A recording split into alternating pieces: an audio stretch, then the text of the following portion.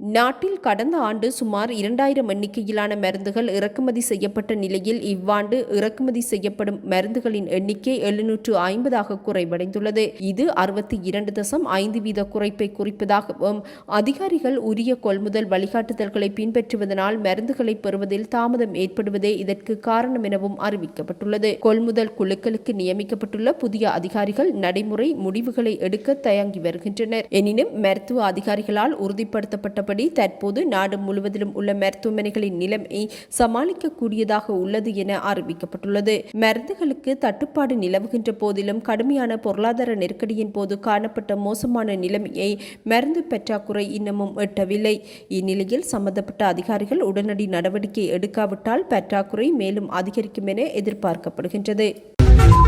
மஹிந்த ராஜபக்ச ஆட்சி காலத்தில் ஆரம்பிக்கப்பட்ட சர்ச்சைக்குரிய விமான சேவையான மிஹின் லங்காவின் நிதி பொறுப்புகள் தொடர்பில் இவ்வாரம் கலந்துரையாடப்பட உள்ளதாக துறைமுகங்கள் மற்றும் சிவில் விமான சேவைகள் பிரதி அமைச்சர் ஜனித ருவன்கொடித்துவக்கு தெரிவித்துள்ளார். எனினும் மிஹின் லங்காவின் தீர்க்கப்படாத நிலையை நிவர்த்தி செய்வதை விட எதிர்வரும் சுற்றுலா பருவத்திற்கான தயாரிப்புகளுக்கு அரசாங்கம் முன்னுரிமை அளித்து வருவதையும் அவர் உறுதிப்படுத்தியுள்ளார். 2007 ஆண்டு நிறுவப்பட்டு 2016 ஆண்டு அக்டோபர் 30 தனது செயற்பாடுகளை நிறுத்திய மிஹின் லங்கா தமது நிறுவன செயல்முறையுடன் தொடர்புடைய குறிப்பிடத்தக்க கடன்களை இதுவரை தீர்க்கவில்லை.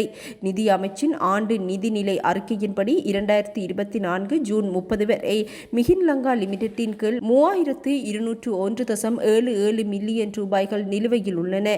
இந்நிலையில் இது தொடர்பில் விசாரணைகள் மிக விரைவில் நடத்தப்படும் என சிவில் விமான சேவைகள் பிரதி அமைச்சர் ஜனித ருவன்கொடித்துவக்கு தெரிவித்துள்ளார். நாடாளுமன்ற உறுப்பினர்கள் சமர்ப்பிக்கும் கல்வி தகுதிகளின் நம்பகத்தன்மையை ஆராய்வதற்கு ஜனாதிபதி அனுரகுமார திசாநாயக்க அல்லது பிரதமர் ஹரிணி அமரசூரியவின் முடிவிற்காக நாடாளுமன்ற அதிகாரிகள் காத்திருப்பதாக தகவல்கள் வெளியாகியுள்ளன. சபாநாயகர் அசோக ரன்வெல தனது கல்வி தகுதி தொடர்பான சர்ச்சைக்கு மத்தியில் பதவி விலகியமை நாடாளுமன்ற உறுப்பினர்களின் நற்சான்றிதழ்களை சரிபார்ப்பதன் முக்கியத்துவத்தை ஏற்படுத்தியுள்ளது. இந்நிலையில் அனைத்து நாடாளுமன்ற உறுப்பினர்களின் கல்வி தகுதியை அரசாங்கம் விசாரிக்க வேண்டும் என எதிர்க்கட்சிகள் வலியுறுத்தியுள்ளன.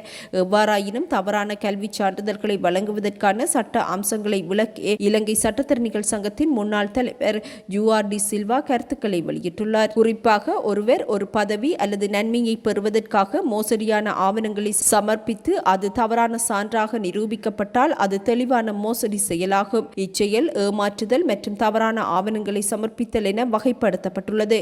இவை இரண்டும் தண்டனை சட்டத்தில் வெளிப்படையாக குறிப்பிடப்பட்டுள்ள குற்றங்கள் என அவர் குறிப்பிட்டுள்ளார். அத்துடன் போலியான சான்றிதழ்களை சமர்ப்பித்து ஒருவர் பதவியை பெற்றிருந்தால் அல்லது சம்பளத்தை பெற்றிருந்தால் வழங்கப்பட்ட ஆவணங்கள் மோசடியானது என வெளிப்படுத்தப்படும் பட்சத்தில் குற்றச்சாட்டுக்களை எதிர்கொள்வதுடன் அவர் பெற்ற அனைத்து நன்மைகளையும் திருப்பிச் செலுத்த வேண்டும் எனவும் சட்டத்தரணி சுட்டிக்காட்டியுள்ளார்.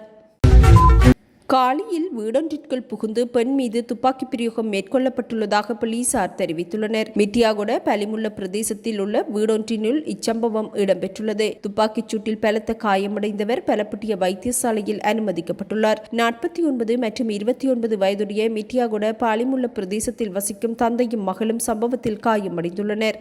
தந்தையும் மகளும் வீட்டில் இருந்தபோது மர்ம கும்பல் ஒன்று துப்பாக்கியினால் சுட்டுவிட்டு கூறிய ஆயுதங்களால் தாக்கிவிட்டு தப்பிச் சென்றதாக போலீசில் முறைப்பாடு செய்யப்பட்டுள்ளது. காயமடைந்த தந்தையும் மகளும் பலப்பட்டிய வைத்தியசாலையில் ஆபத்தான நிலையில் சிகிச்சை பெற்று வருவதாக போலீசார் தெரிவித்துள்ளனர். தனிப்பட்ட தகராறு காரணமாக ஏற்பட்ட வாக்குவாதம் முற்றி தாயை கூறிய ஆயுதத்தால் தாக்கி கொலை செய்த மகன் தானும் தவறான முடிவெடுத்து தனது உயிரை மாய்த்துள்ளார். கொடகவெல்ல பிசோ கொடுவ பிரதேசத்தில் 82 வயதுடைய பெண் ஒருவர் அவரது மகனால் இவ்வாறு கொலை செய்யப்பட்டுள்ளார். மகன் அப்பகுதியில் இருந்து தப்பிச் சென்றதுடன் உடவளவ குருமடையா பிரதேசத்தில் உள்நாட்டில் தயாரிக்கப்பட்ட துப்பாக்கியினால் தன்னைத்தானே சுட்டு தனது உயிரை மாய்த்துள்ளதாக போலீசார் தெரிவித்துள்ளனர். சந்தேக நபர் கல்பாய பல்லேபொத்த பிரதேசத்தில் வசித்து வந்த 54 வயதுடையவர் எனவும் அறிவிக்கப்பட்டுள்ளது. சம்பவம் தொடர்பில் போலீசார் மேலதிக விசாரணைகளை முன்னெடுத்துள்ளனர்.